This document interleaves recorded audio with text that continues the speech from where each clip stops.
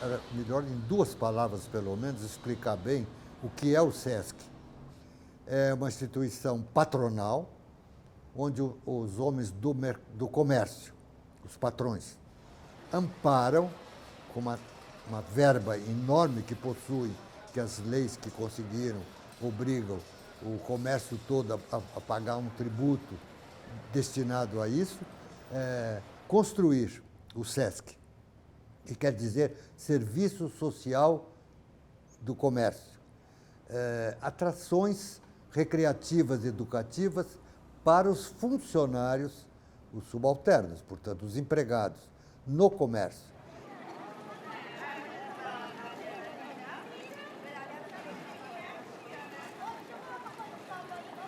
Portanto, eles fazem construções onde investem fortunas, dinheiro, altos investimentos, em territórios, terrenos que eles sabem que são acessíveis, junto a transporte público, metrô, etc. E eles chamam arquitetos que consideram os mais capazes para esses projetos que vão realizando sempre e ampliando de acordo com aquilo que vai crescendo em todas as cidades do Brasil.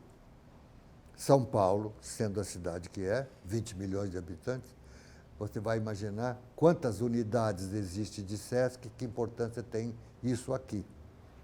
No caso da 24 de maio, foi justamente o que se deu. Uma loja de departamentos num prédio de 15 andares, desativada há muito tempo, eles compraram para transformar o edifício, em pleno centro da cidade de São Paulo, um edifício que contivesse esse programa, então, que não é do arquiteto, é do SESC. Esse é um prédio, como todo o SESC, que tem muitos usos. Tem esporte, tem cultura, lazer, cultura, artes visuais, teatro, dança, é muita coisa. E é um prédio com todo esse programa público, e o programa público, a gente sabe, ele se potencializa se houver mais continuidade espacial, mais relação entre as coisas, entre as pessoas. Uma coisa contamina a outra, no bom sentido, ativa a outra. E quando está numa organização espacial vertical, é mais difícil obter essa continuidade espacial. E aqui, então, o que se fez foi quase que empilhar edifícios horizontais. E cada um desses usos, por exemplo, a piscina, pega alguns andares. A piscina tem o tanque e o solário lá em cima, no último andar, na cobertura, a imagem mais conhecida do SESC, desse SESC 24 de maio. Ao lado do tanque, né, o tanque tem uma altura, é um andar inteiro, ficam os vestiários. E embaixo, aqui onde estamos, que é o jardim da piscina. Era o sol e a sombra para os banhistas. E com isso, uma área que em planta não é muito grande, porque é um prédio que tem que ser vertical, não pode se espalhar, acaba sendo uma área grande. E para que ela tenha essa associação, então, tem que ter elementos comuns, né? E essa água aqui embaixo, especialmente agora que as crianças entram, é a piscina delas. Acaba fazendo com que as pessoas percebam que isso aqui é uma coisa só. Acho que tem uma situação que também é bastante interessante. O Milton já mencionou o nome, né, daquele andar que a gente estava, que é o Jardim da Piscina, que é uma situação no centro de ter alguns poucos jardins, né, usos de edifícios, da cobertura dos edifícios que tem acesso público. E o SESC, nesse local da cidade, aparece como um mirante de acesso franco, né, e isso é uma situação bastante utilizada, né, pela população que frequenta o centro. Obviamente, a arquitetura também pode criar outros recursos que estabeleçam essa ligação ou essa continuidade espacial ou de sentidos, né? Nesse caso, aquele vazio por onde, inclusive, cai a água da piscina, vem o barulho também dos banhistas, é super importante para criar essa relação.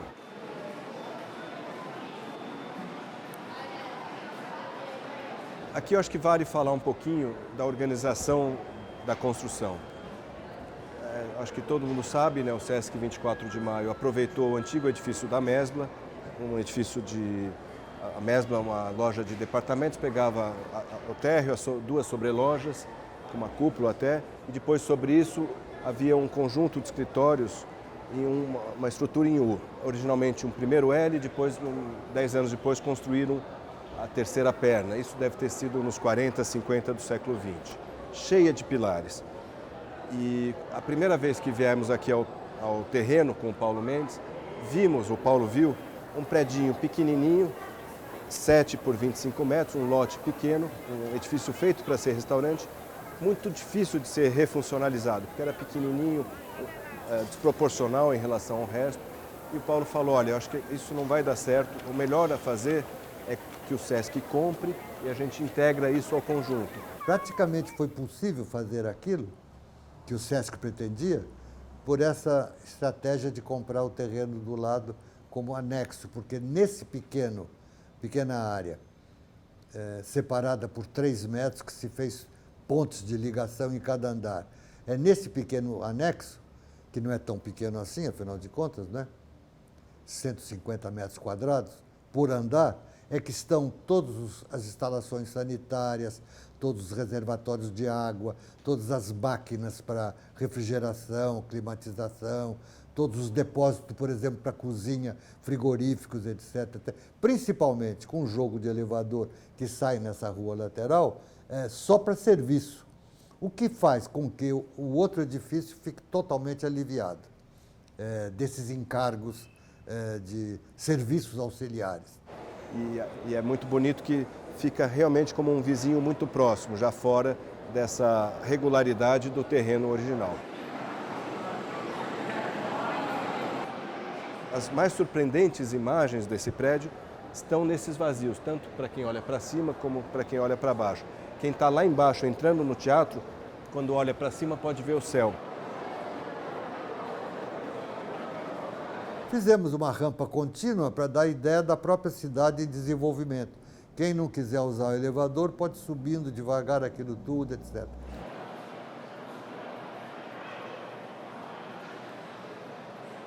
As rampas que a gente vê lá no fundo, que é talvez o elemento arquitetônico mais importante do projeto, porque as rampas, juntamente com aquela fachada, cujo desenho é muito forte, é a fachada mais importante porque é a imagem mais presente para os usuários do SESC.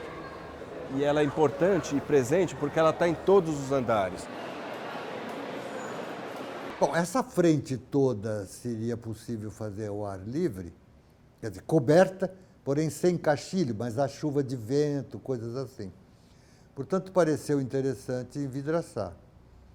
Ao mesmo tempo, tem que respirar. É fácil deixar uma pequena fresta nos vidros que resista ao efeito de sopro. Aí você entra com engenheiros que te assessoram para chegar a esse resultado. E se fosse possível esse pano de vidro não repetir simplesmente um prédio, a fachada de um prédio, e nos fez imaginar aquela estrutura em grade de treliça, e com isso resultou naquilo que tem a sua graça, né? É uma fachada transparente que respira, no sentido de ventilação natural, coisas assim. Preservar essa estrutura foi um ensaio importante para saber que aqui a gente já não precisa reconstruir tudo, a gente pode reciclar, aproveitar aquilo que já está feito. E, obviamente, aproveitando essa estrutura, nós economizamos um monte de lixo, né? Nós não geramos um monte de lixo. Aqui aproveitamos integralmente toda a estrutura e fundação que já havia. Tudo que é novo, ou é em aço ou em concreto aparente. E aquilo que é existente está pintado de branco. Nós vamos ver também que nessa estrutura original de U foi encaixada no miolo 4 colunas que estruturam a parte nova, grosso modo, e que acabam alojando os espaços mais importantes, os espaços que dependem de grandes vãos.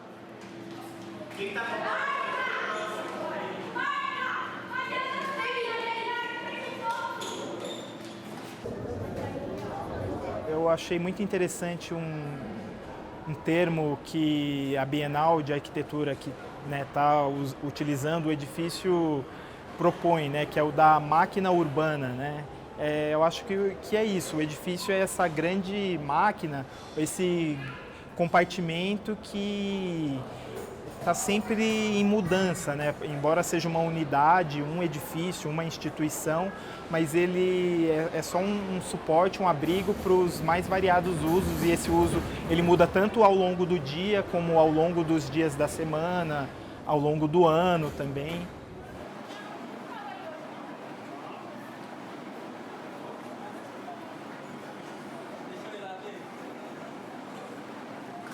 E o que eu acho muito bacana destacar é que o centro é cheio de galerias, essas passagens urbanas, ruas cobertas, passagens por dentro dos edifícios, e o Sesc é mais uma dessas, né?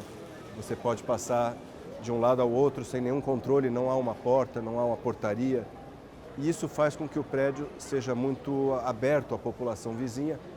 O centro de São Paulo é um lugar muito democrático, uma qualidade urbana razoável, então aqui aparece a cidade verdadeira, as pessoas mais pobres, as pessoas mais ricas, é um lugar plural e é muito comum as pessoas mais pobres não se sentirem no direito de entrar nos lugares, mesmo em lugares públicos, né, instituições públicas, quando essa relação do edifício com a rua é menos franca, menos aberta.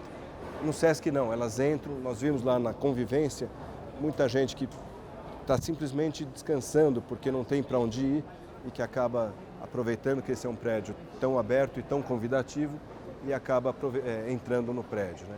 Acho isso uma das coisas mais bonitas aqui do projeto do Sesc.